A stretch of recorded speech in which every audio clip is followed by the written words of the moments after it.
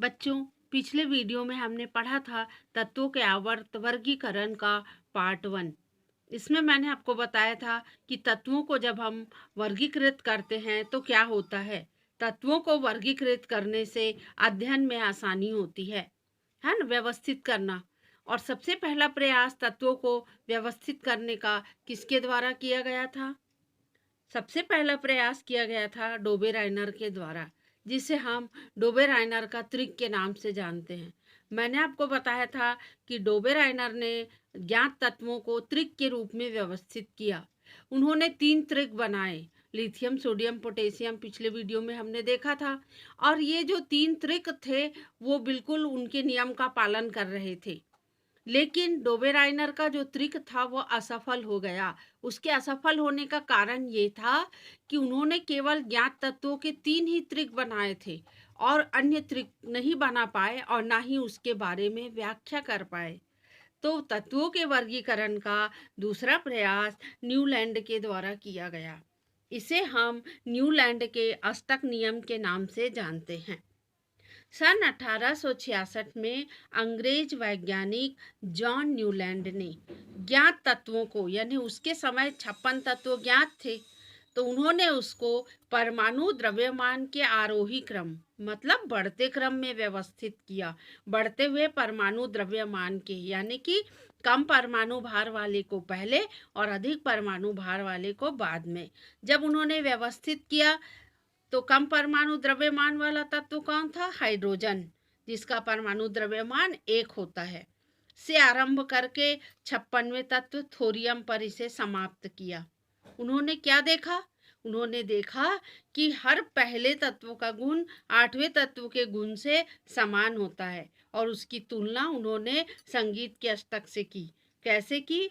चूंकि उसकी संगीत के अष्टक से की, इसलिए इसको उन्होंने कौन सा सिद्धांत कहा? अष्टक सिद्धांत। ये देखिए, संगीत में सा, रे, ग, म, प, ध, नी और सा।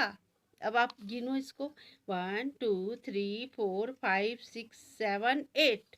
तो पहले में भी सा है और 8वें में भी सा है, तो पहले और 8वें में सा है, यानी सा के बाद फिर सा कब आया? 8वें पे। तो इसी प्रकार उन्होंने बोला कि जो पहला तत्व आया है उसका गुण 8वें तत्व के गुण के समान होगा। तो इस प्रकार उन्होंने पहला और 8वां, फिर ये पहला तो इसके बाद वाला 8वां, सबसे पहले उसने क्रम से व्यवस्थित किया। किसके क्रम से व्यवस्थित किया? बढ़ते हुए परमाणु भार। और उसके बाद उन्होंने बताया कि प्रत्येक पहले तत्व का गुण 8वें तत्व के गुण के समान होगा। अब देखिए किस प्रकार न्यूलैंड ने तत्वों को व्यवस्थित किया। Hydrogen, lithium, beryllium, boron, carbon, nitrogen, oxygen, fluorine, sodium, magnesium, aluminium, silicon, phosphorus, sulphur, chlorine, potassium, calcium, chromium. ये क्रम बढ़ते जा रहा है, इससे इसका परमाणु भार अधिक है। Titanium, manganese, iron. यहाँ देखिए कोबाल्ट और निकेल एक ही साथ हैं। Copper, barium, yttrium, indium, arsenic, selenium, bromine, rubidium, strontium, cerium और लेंथेनम एक साथ हैं, और ये जर्कोनियम। तो उन्होंने इसको व्यवस्थित किया और बताया, देखो पहले का गुण बोले 8वें के गुण के बराबर होगा, तो ये पहला, दूसरा, तीसरा, चौथा, पांचवा, छठवां, सातवां, 8वां यहाँ आ गया। अब इसमें स्टार्ट करें तो पहला, दूसरा, तीसरा, चौथा, पांचवा, छठवां, सातवां, 8वां यहाँ आ गया। इससे स्टार्ट किए तो पहला, दूसरा, तीसरा, चौथा, पांचवा, छठवां, सातवां, 8वां यहाँ आ गया। इस तरह उन्होंने प्रत्येक ऐसे ही इस प्रकार से वर्ग तैयार कर लिए कि बोले इन सब के गुण एक समान होंगे, इनके गुण एक समान होंगे, ये एक समान होगा। तो इस प्रकार उन्होंने तत्वों को क्या किया? व्यवस्थित किया।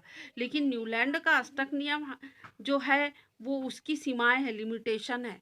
ये असफल इसलिए रहा क्योंकि इसकी असफलता की ये कारण थी और ये इसका लिमिटेशन था कि ये जो सिद्धांत लागू हो रहा था केवल कहाँ तक लागू हो रहा था? कैल्शियम तक। ये देखो यहाँ तक केवल केवल कैल्शियम तक लागू हो रहा था। कैल्शियम के जो बाद वाले तत्व आ रहे थे उस पर ये लागू नहीं हो रहा था।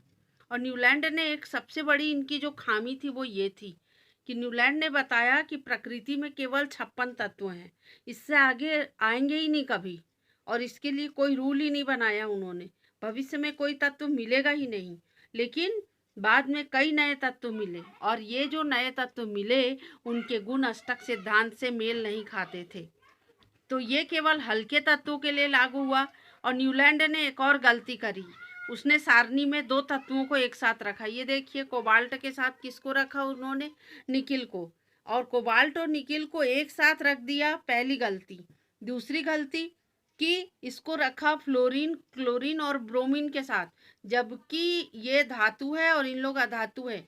इनके गुणों में कहीं से कहीं कोई समानता नहीं है, जबकि एक वर्ग में वही आएंगे जिसके गुणों में समानता होगी। दूसरी गलती उन्होंने क्या किया, ये आयरन, इसका गुण कोबाल्ट और निकिल के समान होता है, जबकि इसको इससे क्या किया, दूर कर दिया।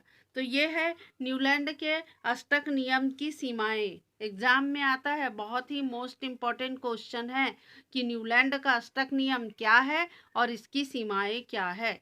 अष्टक नियम इसे क्यों कहा गया, समझ आया ना? और इसकी सीमाएं आप याद रखेंगे कि ये ऑब्जेक्टिव में भी आता है। कहाँ तक लागू होता है? केवल कैल्शियम तक। न्यूलैंड ने कितने क्या माना कि प्रकृति में कितने तत्व हैं? तो 56 तत्व हैं। ये आपको ध्यान रखना है।